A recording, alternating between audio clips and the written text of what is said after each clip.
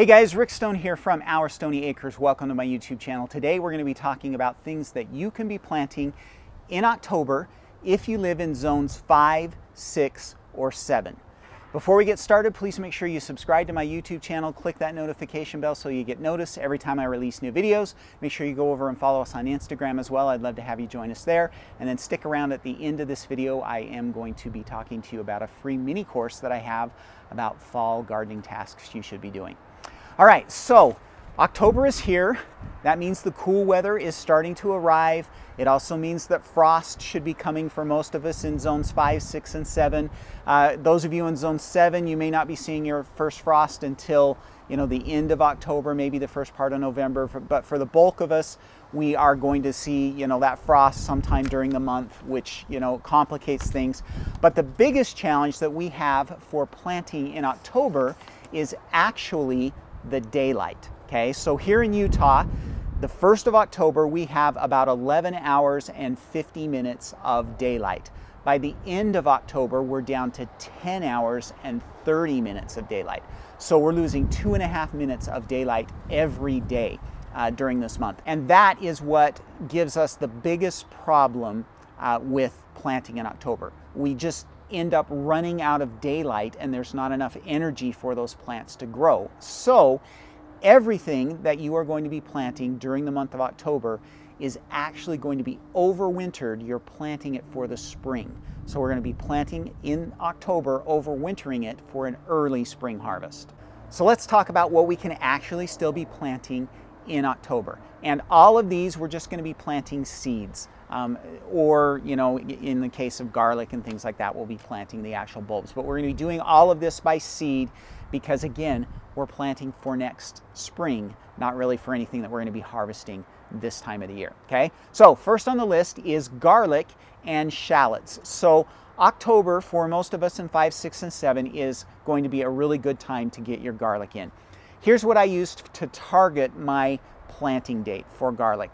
I usually go 2 or 3 weeks after my first frost. Okay, that gives you enough cool weather that the plants are not going to take off and start sprouting and growing, but yet it's still warm enough that you can plant. The ground isn't frozen yet, and the roots will start to develop on those cloves of garlic and shallots. Okay, that's what we want. We want root development, but we actually don't want top development. So if we wait till about 2 or 3 weeks after that first frost date, then that's the perfect time to get your garlic planted. If you want to learn a little bit more about planting garlic, there's a link right up here that you can click on to a video that I did last fall on how to get your garlic planted. Okay, the next crop that you want to be planting in October is called Mache. Okay, Mache is a plant that a lot of people are not really familiar with. It's spelled M-A-C-H-E, Mache. Okay, it is also sometimes called corn salad. You also will hear it sometimes referred to as lamb's lettuce. Okay, this is a fun little leafy green plant that you can plant that actually does really well in the low light, cooler temperatures of winter.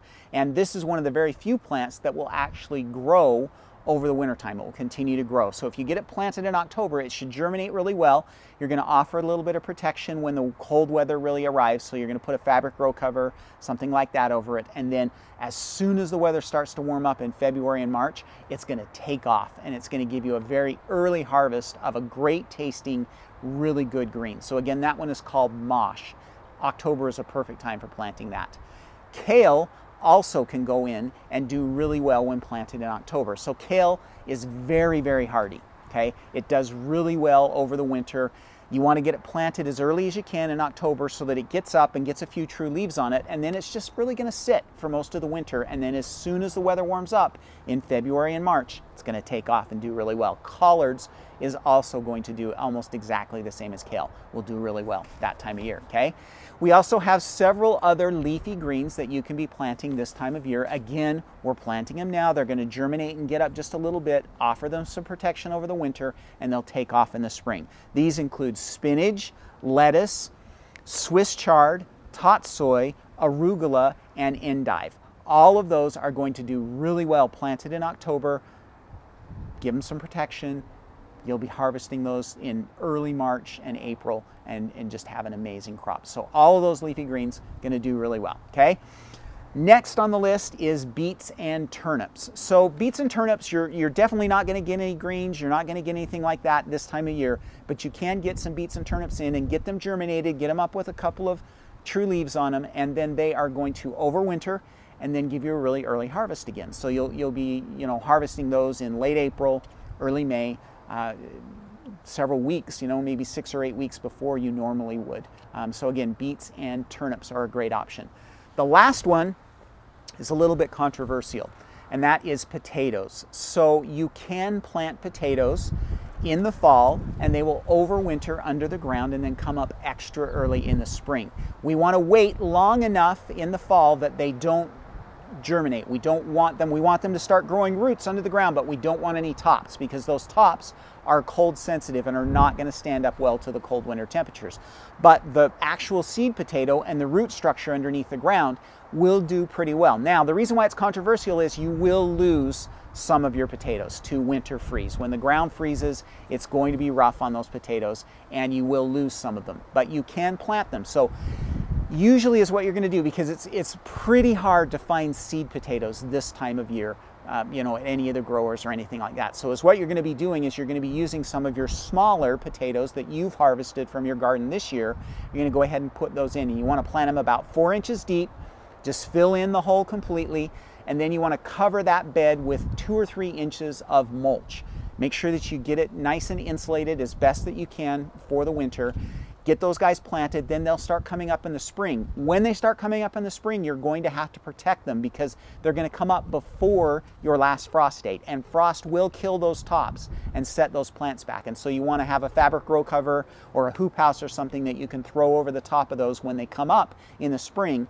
But planting them in the fall and getting them up early in the spring is going to give you a harvest way earlier than you'll ever imagine, you know, from any spring planting. You'll be harvesting these potatoes sometime in June next spring. And so this is a great chance for you to get those in and get a really early start, okay? All right, so there you go. That's about 14 different things that you can still be planting in October.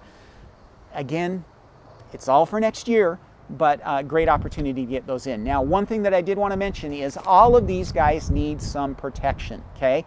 And we're usually going to protect them with one of 3 different things. We can use a heavy fabric row cover, we can use a hoop house, or we can use a cold frame. If you have a greenhouse, you could also be planting these crops in a greenhouse as well, okay? All of them are going to struggle with the same, whether they're in a hoop house or not. The biggest issue is that sunlight and the fact that we don't have a lot of sunlight for them to grow and get the energy from. But if you cover them up, protect them with one of those things, a fabric row cover, hoop house, or a cold frame, then you're going to have a really early harvest of all of these crops next spring. So it's a great opportunity for you to get an extra early jump on your spring garden next year, okay? All right. Before we go, make sure you subscribe to my YouTube channel. Click that notification bell so you get noticed every time I release new videos. If you like this video, please give it a thumbs up. Let me know down in the comments if there's anything that I've missed that you plant in the fall that does well. I'd love to hear about that as well. Make sure you go follow us over on Instagram. We'd love to have you join us there. And then really quick, I did want to let you know about a free mini course that I have that we're offering right now. There's a link for it down in the description. This is my 4 garden tasks that you should be doing this fall to make your spring gardening a million times easier. I've got 4 things to go through with you that will get your spring garden just taking off extra early if you do them this fall, okay? Free mini course, it's only about 25 minutes long, and there's a link down in the description you can click on to sign up for that and get access to that course. So go check it out. Okay, that's all I have for you for this week. Thanks very much for watching. Appreciate you guys being a subscriber. We'll talk to you next week. Happy gardening.